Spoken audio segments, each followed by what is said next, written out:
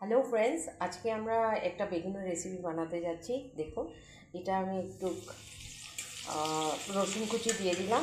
এটা কিন্তু সরষের তেল নয়, এটা হচ্ছে মাছের তেল। একটু পেঁয়াজ কুচি দিয়ে দিলাম, তার সাথে কাঁচা লঙ্কা,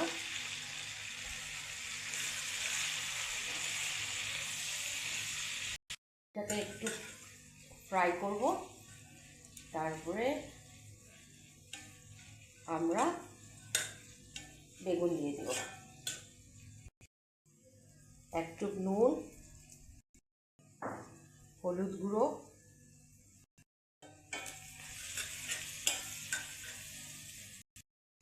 একটু লঙ্কা গুঁড়ো,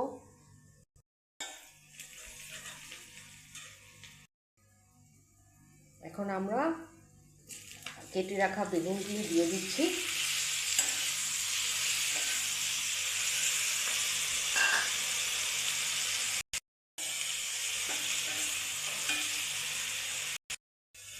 আর এটাকে বেশি রান্না করতে হবে না, বাস 5 থেকে 7 মিনিট রান্না করে নিলেই আপনার তৈরি হয়ে যাবে মাছের তেলের সাথে বেগুন ভাজা।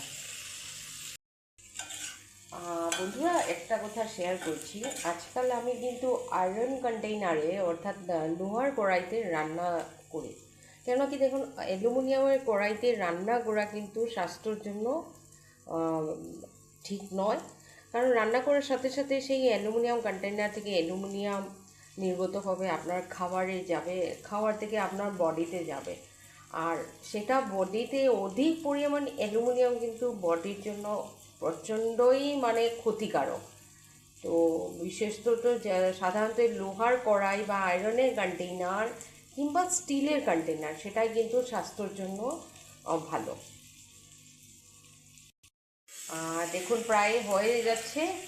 এখন জাস্ট 1-2 মিনিট রান্না করে বাস তৈরি হয়ে যাবে।